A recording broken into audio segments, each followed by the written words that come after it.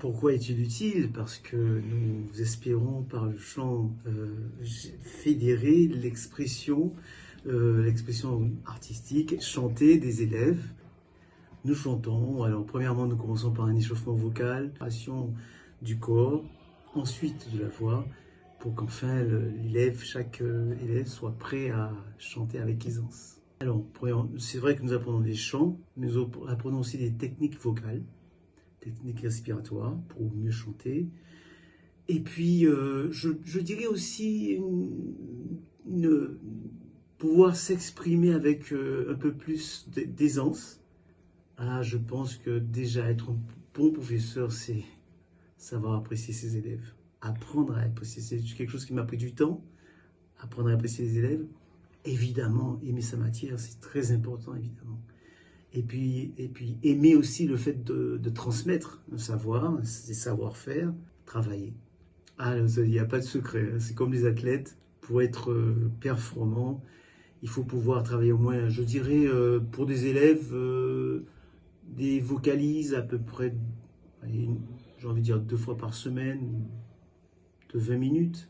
Ah, alors, Bobby McFerrin, c'est un chanteur qui est assez éclectique, c'est-à-dire qu'il touche à plusieurs types plusieurs répertoires, que ce soit le répertoire classique, jazz, funk, gospel, et puis musique aussi très relaxante. Oui, c'est mon club préféré. Oui, beaucoup. Là, en ce moment, il y a un loup-garou version manga qui est en train de se faire. Comme on a fait les blind tests, on voulait faire les dégustations, donc il y a énormément de projets. J'ai bien aimé la séance blind test. Elle était très très chouette. Et tout ce qui est quiz, concours, c'est ce que je préfère le plus. Regarder des animés. Death Note et Death Parade. One Piece. Non, je suis pas souvent surchauffe et non, pas du tout, ça rentre dans mes missions, alors vraiment pas. Oui, bien sûr, parce que si j'aimais pas animer le club, vous vous doutez bien que je le ferais pas. En ce moment, on stagne un peu au club lecture et au club manga parce que les élèves n'ont pas le même niveau. Donc, il y a des projets qui avancent moins que d'autres, mais ça va, on arrive à faire quand même certains projets. Alors, dans le club lecture, c'est pas ennuyant parce que les filles sont là et participent. On ne fait pas que de la lecture de livres, donc on fait des siestes littéraires, on fait un café littéraire, on fait des speed bookings, donc on fait énormément de choses. Faut pas être un bon lecteur pour faire partie du club lecture. Non, pas tellement, parce que moi j'ai pas de séance à l'emploi du temps avec vous, donc c'est le moyen que j'ai pour côtoyer les élèves. Donc non, pas du tout. Alors c'est pas qu'ils sont démotivés, mais on a un peu perdu dans les dates, et puis même moi j'ai beaucoup de travail en ce moment parce que la semaine des langues c'était beaucoup d'organisation. Donc non, les élèves sont pas démotivés, mais c'est vrai que c'est dur après de se remettre dans le bain avec les horaires. Oui, toi. Non, il y en a beaucoup qui aiment le club lecture. Après, le club manga est beaucoup plus sollicité. Déjà pour faire une activité, et puis il y a une bonne ambiance. La gymnastique, c'est pas facile par rapport à notre sport parce que c'est ingrat. Il faut travailler très dur pour avoir des résultats. C'est pas au bout d'une semaine ou 2 semaines qu'on a effectivement des résultats, donc il faut persévérer. Alors, ils font de la gymnastique, donc il y a tous les agrès, le sol, la poutre, les barres, le cheval et le trampoline. Travailler en équipe, s'entraider surtout, aller jusqu'au bout d'eux-mêmes, persévérer dans l'effort. Alors, il y a normalement 3 compétitions si on va jusqu'au bout. La première, c'est le département, c'est toutes les équipes de Paris, les collèges et lycées de Paris. Une deuxième, c'est le régional, donc avec toute l'Île-de-France. La troisième compétition, c'est si on est sélectionné au championnat de France, pour tout le monde, même si on n'a jamais fait de gym. On a amené une équipe, c'était la première année qui faisait de la gym. Alors, le club badminton, ça peut être sympa pour les élèves parce qu'ensuite, ils ont un cycle badminton, le 4e. Donc, s'ils font un peu de badminton, ils prennent un peu d'avance par rapport aux autres.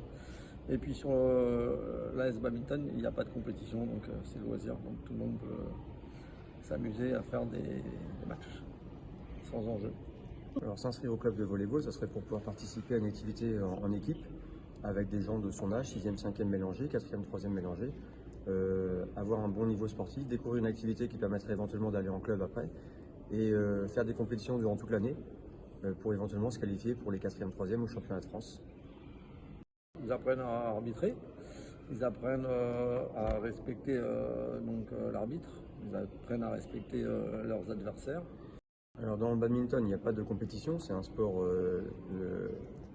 qu'on fait que loisir, qu'on fait que à l'intérieur du collège. Donc en volleyball, on a 2-3 déplacements sur l'année et comme on a la chance d'avoir un grand gymnase, on reçoit beaucoup de compétitions. Alors, il est utile de participer à une association sportive pour faire partie d'une association, donc apprendre toutes les règles d'une association, comment ça fonctionne et aussi pour partager des moments avec d'autres personnes. Il y a des gens qui ne font pas de sport à l'extérieur, parce qu'ils ne sont pas inscrits dans des clubs. Donc l'association sportive du collège permet d'avoir un suivi plus long sur une même activité, comme dans un club, en beaucoup moins cher. Alors ce club est vraiment essentiel et a beaucoup de succès puisqu'il va vous former en tant que citoyen. Donc le but c'est aussi de parler de ce que vous aimez, donc également de parler de tout ce qui se passe au collège. Comme ça on informe tout le monde, mais également c'est une manière aussi pour vous, pour une fois, de choisir un sujet qui vous plaît, qui vous passionne et de le détailler et également travailler en groupe. Donc comme ça vous faites un travail de recherche, vous pouvez interviewer des professeurs, en fait ça vous offre beaucoup de possibilités. Oui, alors tout est possible, tous les thèmes, tout peut être abordé. Alors j'aime bien quand même une certaine diversité dans les journaux. Donc on travaille les thèmes quand même en amont, la géographie, l'histoire et autres. Bon, j'avoue que j'ai un petit penchant aussi pour le thème d'histoire des femmes, comme je suis très féministe. Mais sinon on peut aborder tout ce qu'on veut. Les élèves viennent me proposer et j'accepte ou pas. Mais même des thèmes très contemporains, jeux vidéo, chanteurs, applications, tout est possible. Ouais, je pense que c'est amusant puisqu'il y a quand même une certaine liberté.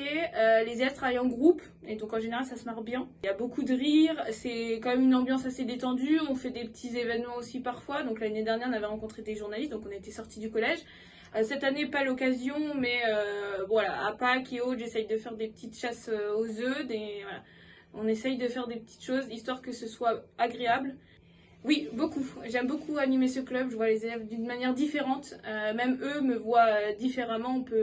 C'est vraiment un endroit où on peut s'exprimer librement. On peut chacun dire ce qu'on veut. Et puis c'est vraiment enrichissant. Même moi, j'apprends plein de choses quand je relis.